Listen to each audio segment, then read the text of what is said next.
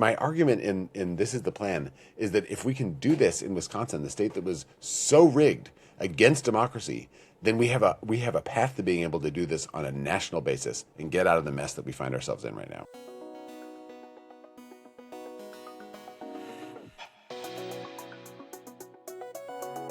Hello and welcome to the Dr. Kristin Lyerly Show. I'm Dr. Kristin Lyerly, and oh my gosh, I have Ben Wikler here with me today. Ben and I go way back. We have tailgated at a Packer game. We have stumped for candidates big and small. We've worked side by side when I ran for Congress back in the day. And he has a new book, and it is so much fun and so exciting. There it is. This is the plan. Welcome, Ben Wikler. Thank you, Dr. Kristin Lyerly. It is so great to be with you here now in this moment, as we've been side by side in so many different fights and different adventures, and with your audience today. This is just both a scary moment in this country. I also, as I write about in the book, I think it's a moment with enormous hope coming up from below, and I think there's a path from a time that's pretty scary to a time when things are much better for many, many people. So that's the plan. That's why I'm excited to be with you today. This is what you do. You create hope, you inspire people, you get people really excited. And we're going to get way into that. But first, I wanted to say thank you for going on The Daily Show and warming up for this giant blockbuster. So yes, you got Jon Stewart so animated. He's like moving his arms and his chair. The way that he reacted to the story you were telling about Wisconsin, from our progressive roots, but also our very conservative roots, to what we've been through over the past 15 years, to where we're headed. Ben, you encapsulate that so beautifully. Walk us through that briefly, if you can. Sure. So, I think what Jon Stewart was reacting to and what moves me is the recognition that the state of Wisconsin has really, we've had a miniature version of what the whole country is going through right now. And there are people who disagree, deeply in Wisconsin about all kinds of different things in politics, and the pendulum of politics moves from side to side. But in 2010, in our state, we saw a group of Republicans take power that tried to break democracy so that even when people said, you know what, I don't like this, I want something else, they couldn't do anything about it. And it almost worked. They almost snapped the connection between what the people of Wisconsin want, what they vote for, and who holds power and writes the rules.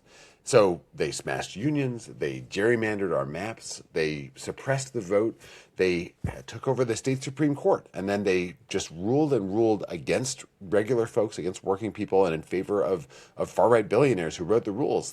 I wrote in the book, they changed the rules around what constitutes a conflict of interest on the Supreme Court, so that even when far-right billionaires poured huge amounts of money into their campaigns, they didn't have to recuse themselves from cases, any of that.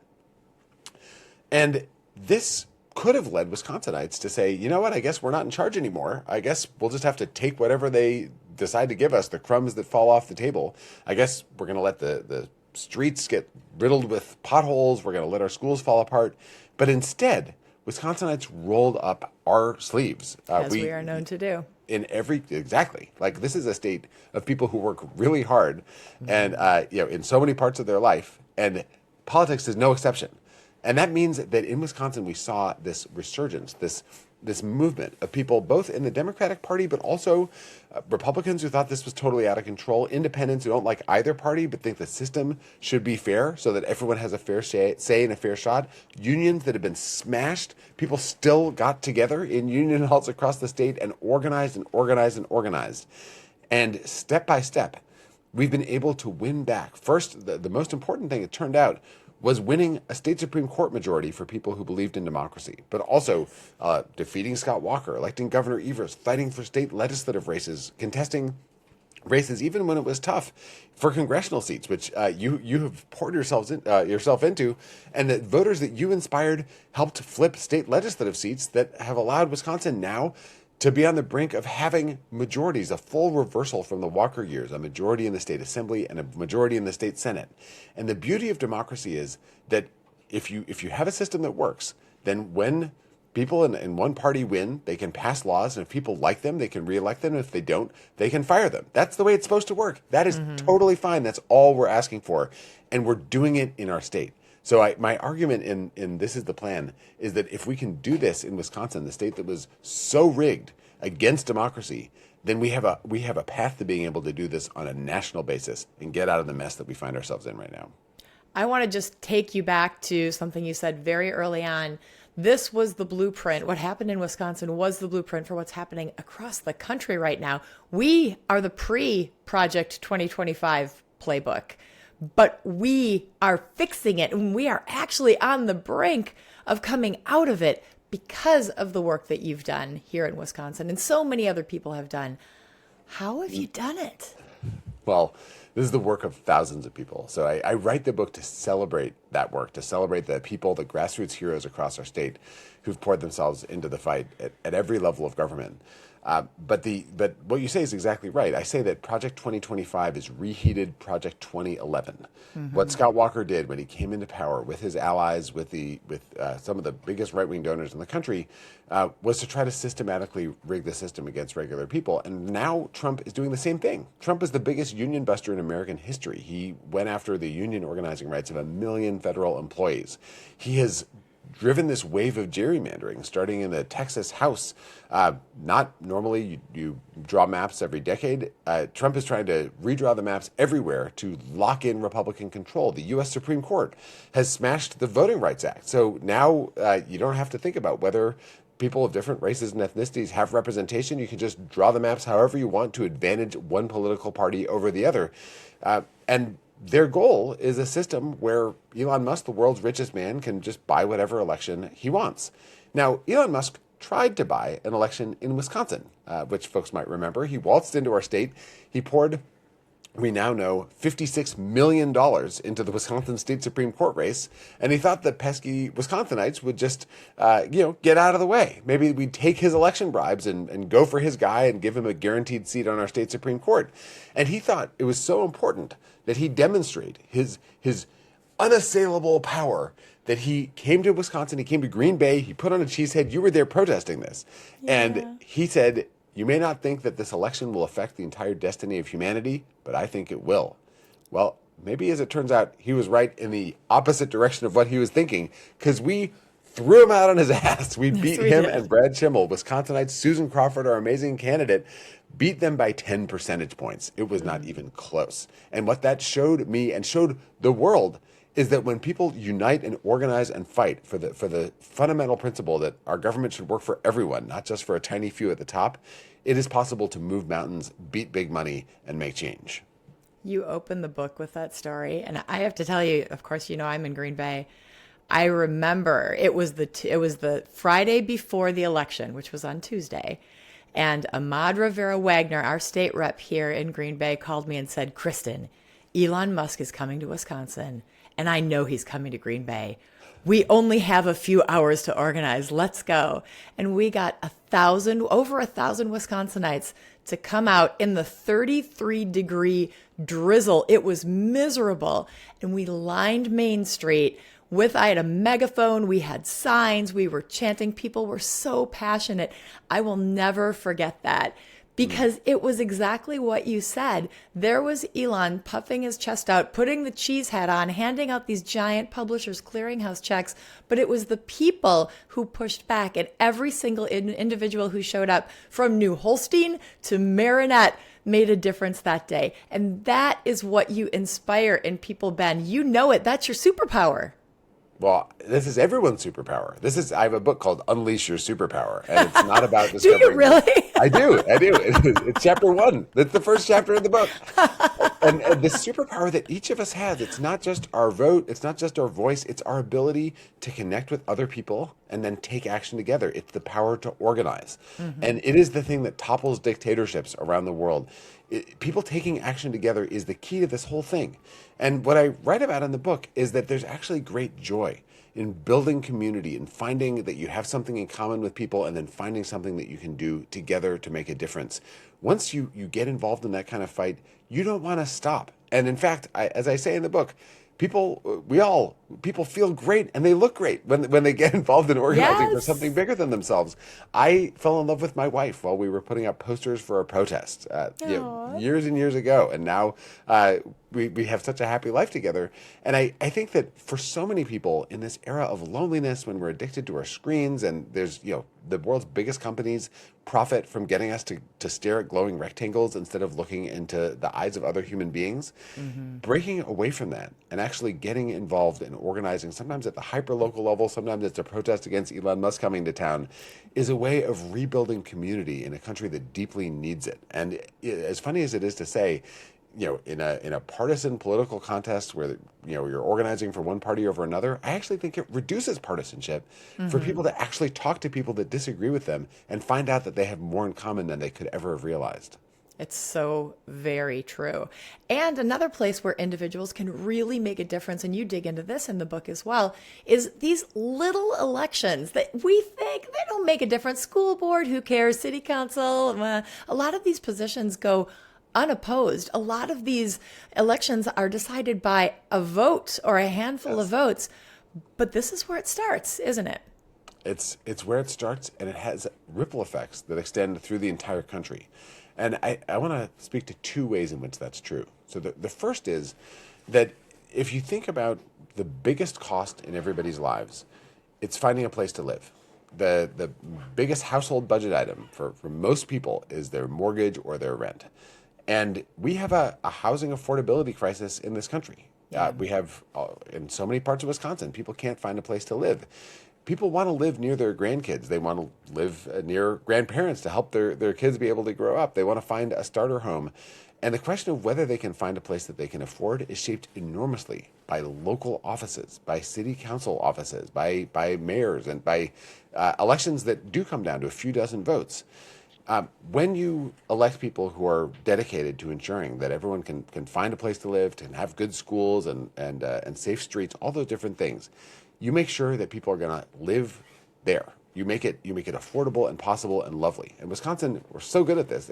I think we're the best place to live in the country. Over and over, different cities in Wisconsin get in the top 10 in the country lists. But we can make it even better in so many different places. The long-term consequences of those local decisions affect where the electoral college majority comes from.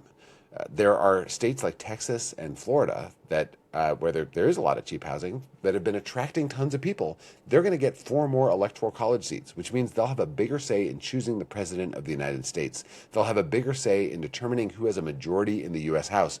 And those states are run by Republicans who have gerrymandered the living daylights out of their maps.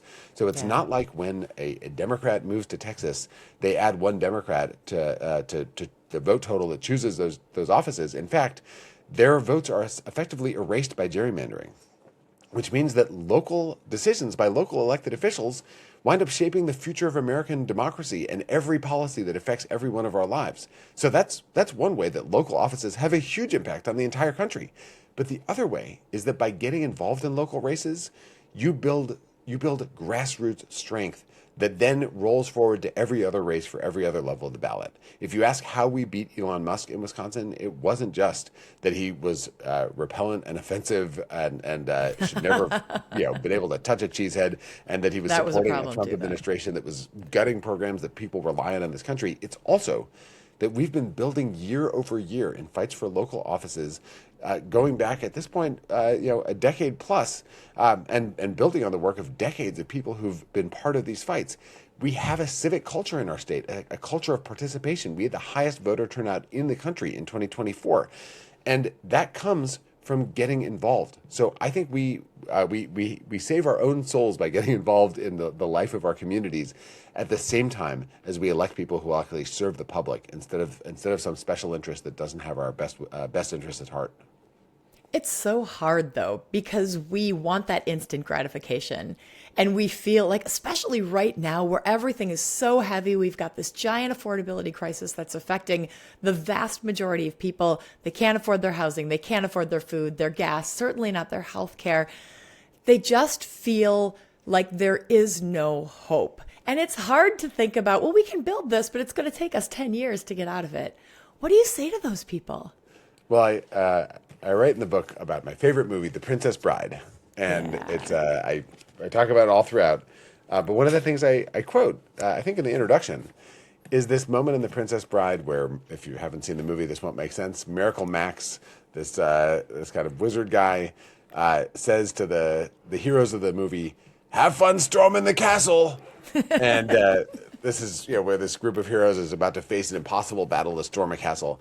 You do have to have fun storming the castle in a civil, non-January 6th kind of way. You have to find the joy in this work. You have to have fun doing it. The book is riddled with dad jokes, I'll be honest, and these ridiculous stories from politics. The goal is to actually have fun doing this. And what I find and people find over and over is that, in fact, it is really joyful to be part of some of these fights. And I write a lot about the specific things you can do that have the biggest impact. But guess what? All of them involve interacting with other people. You're going to find people that you like, that you love, that maybe you fall in love with. Maybe they become your best friends that you know for decades, and then tell stories about your political battles in your old age as you reminisce about how you saved democracy together. But politics it's not a spectator sport. It's actually a life sport, I argue. It's like pickleball, which is to say, something that you can play at any age and have fun doing. And the path out of the mess that we're in as a country, there's no single office. I think Donald Trump is both a symptom and cause of the problems that we're having as a nation. We beat him before. That did not solve the problem. Just like beating Scott Walker, absolutely essential in the state of Wisconsin. But it's not like the nightmare of far-right control ended at that point. Immediately after Governor Evers and Attorney General Call won, the Republican state legislature convened and started stripping powers away from them in order to prevent them from doing the things voters had elected them to do. So you have to think about all these different parts of the government at once, work step by step through them. But as you do that, build a community that gives you joy, that gives you energy, that you can't wait to see at the next meeting or the next time everyone gets together for a drink to talk about strategy, because that's how we're going to sustain the work that we need to do. This can actually, I think, be a positive part of our lives. And when you talk to people at the last chapter of their lives, what made the biggest difference? It's always relationships. It's always the people that they have friendships with, that are members of their family that they're connected to. And I think at its best, politics can be part of a rich life in which we're connected to each other and lift each other up. Let's go back to The Princess Bride for a minute, because this is your favorite movie. And when you were running the Wisconsin Dems and it was COVID, I was running for assembly at that time. It was incredibly hard to campaign because we couldn't go out and knock doors. We couldn't have that face-to-face contact. So you pulled that cast together to do a fundraiser that was a read-through. And it was brilliant. You found different ways to help us connect when we couldn't connect with each other, and reasons to want to come in and be together. Where does this come from, this genius of Ben Wikler? Well, like every good thing, this is totally a team effort. In this case, it was a team of my Wisconsinites on our team, one of whom had a friend who grew up in Wisconsin and then moved to Los Angeles and became friends with the man in black himself, Carrie Elwes, the star of The Princess Bride. So we really? My team was having a brainstorm. What could we do? And someone was like, wait a minute, I know someone who knows Carrie Elwes. Let's contact him. Contacted him. Turns out he'd been talking to this former Wisconsinite about what he could do to help with the election. He'd wanted to do something. Boom. Then he contacts the producers of The Princess Bride. Then they start contacting all the different actors who are in the movie, and everyone says yes. People wanted to be part of it. People wanted to be part of something that could actually make a difference in a place that really counted. And so all of a sudden, like miracle of miracles, Miracle Max couldn't pull off a miracle like this. We have all my heroes, these amazing actors, getting together, doing an original cast reading of the script with a bunch of guest stars who joined for the occasion, and 160,000 people tuned in to this virtual event. We raised like $4.5 million after a replay where we raised a few $100,000 extras. And that helped power the victory. That Princess Bride helped to defeat Donald Trump in the state that tipped the Electoral College in 2020 and introduced so many people to the Democratic Party of Wisconsin, thousands of people who became volunteers for years to come after that. And that to me is like distilled, having fun storming the castle. We actually did it in in our state in Zoom during COVID, and we're still having fun too. I got to meet Carrie Elwes in person because he goes on tour sometimes and does screenings of The Princess Bride. He's going to be in Madison this October. So, and I'm going to see if I can make sure he calls on people to get involved in the governor's race. So watch for that. And I will, there are other Princess Bride things snaked throughout the book. So if any of your viewers, listeners are fans of the movie the same way that I am, you're going to find little treats and Easter eggs hidden throughout. It really is, I think, a movie that exemplifies the joy that can come from big fights that are ultimately grounded in true love, as they say in the movie. And I think if we can make politics a little more like The Princess Bride, I think we'll all be better off. Agree, because it's about the people. It's about the joy. And I'm so glad you mentioned the governor's race because I want your take on this. So things were very boring for a long time. We had 7 candidates. We were all saying something has to break. What's going to happen? And then boom, total chaos. What's happening, Ben Wikler? What's your take? Well, people are paying attention now.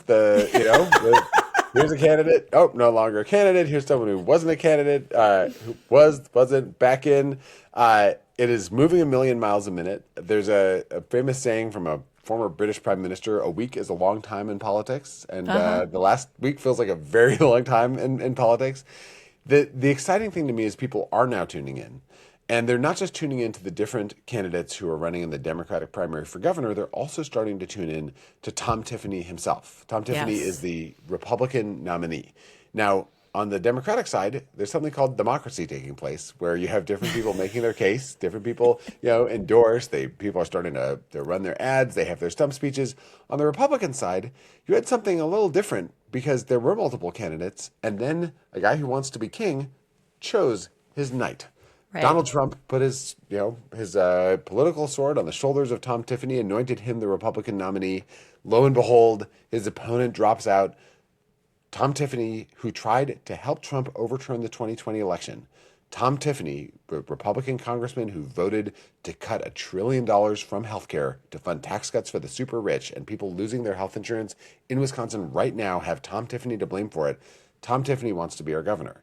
And the thing that just jumps out to me about this moment is that whoever you support in the Democratic primary, there's an opportunity to come together afterwards and support the nominee to ensure that someone who believes the state should work for regular people wins the governorship and Tom Tiffany loses. And I think with any of the nominees, there's a path for us to be able to come together and do that. So that is my message to everyone.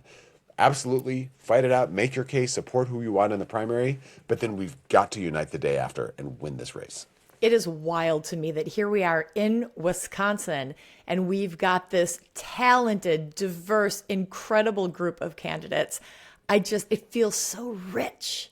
Yes. This is democracy at its best, involves contests and debates and ideas and, all kinds of different people making their case. And voters choosing. Voters will decide who the Democratic nominee is, unlike in the Republican primary, where Donald Trump decided. And if you don't think we should have a Donald Trump henchman in the governor's office, then choose someone who's ultimately elected to serve the state by the people. That is what is before us. And I'm going to be doing everything I can. I hope all of your viewers and listeners and fans, especially folks in Wisconsin, get involved in supporting the work to ensure that we have a governor who thinks that this state should be for everyone. Yeah, I'll be there. And we all know that and we all know that democracy is messy and sometimes it can feel really discouraging. Your book, This is the Plan, it's a bold title. What is the one thing in the book that you want a burned out Democrat who is looking at the future and feeling like, I just don't know? What do you want people to take away? The biggest thing I want people to take away is a sense of the positive energy that can come from being involved. Mm-hmm. Because you have to do it not out of a sense of guilt or obligation or fear. Ultimately, the way that you can sustain work year over year, even if it's just a few hours a month, is by finding something that makes you feel good inside when you do it. And that'll be different for different people. Some people love knocking on the doors and talking to strangers, and I'm grateful. I enjoy that. I think it's I just love an it amazing too. experience to have. But other people, what they'd like to do is cook some food to bring to the offices where the volunteers, get things set up. Some people like doing phone banking. Some people like to enter the data from other people's phone banks. There are roles for everyone, no matter how their brain works or what gives them energy or what depletes them. But the critical thing is to find that way to plug in and then get involved, not around one candidate or one election, but get involved because that's what being part of a democracy really is. Find a community that you can be part of and get involved in this work. And the beautiful thing in Wisconsin is that we have teams across the state, neighborhood teams that work in their neighborhood. We have amazing county parties in every county in the state. You can walk into a meeting and you'll be greeted with a smile, and you can get involved in the work to build a democracy that works for everyone. And my hope is that people will find a passage into that fight and discover what you and I have discovered, which is how much fun and joy and hope and love and community you can find in the shared work of building a state that actually serves the public. That's the best of the Wisconsin tradition, and that's what I hope we can bring to the country, and I hope that This Is the Plan helps people to find that to be part of their lives for the long term. Yes. And you have built this. You've been at the center of building this in Wisconsin. So, last question, Ben, what's next for you? Well, step one is a book tour in which I'm going to be visiting Milwaukee, Green Bay, Wausau, La Crosse, and Eau Claire this weekend. I'll be in Boston tonight, Chicago tomorrow, Los Angeles, San Francisco, and Seattle next week. So this is a whirlwind. Then I'll get home, try to catch my breath. Then I will be doing kind of two big things. One is through November, everything I can do to help Wisconsin reach the summit politically of what we need in terms of elected office, which is a majority in the state assembly, majority in the state senate, and a Democratic governor who's ready to fight for people. And if we can do those three things, we have a chance to have really a watershed moment to help workers be able to organize unions, to help ensure everyone has reproductive freedom in a state where it's been under assault from the right, to pass, as I write in the book, I quote a state legislator, Mary Lou Muntz, to write our values into the law. And I will be there cheerleading and supporting and organizing and doing, communicating everything I can do to help the folks they're part of that fight to win this fall.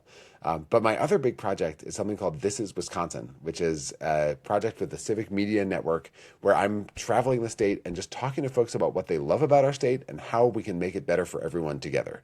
And that involves trying different kinds of crinkle. It involves celebrating my favorite frozen treats in different places that make them. There's lots of delicious Wisconsin foods involved, and so much more. So I will be traveling all over Wisconsin talking to folks for that. And you can find the videos for that at thisiswisconsin.com or your favorite social media platform of choice.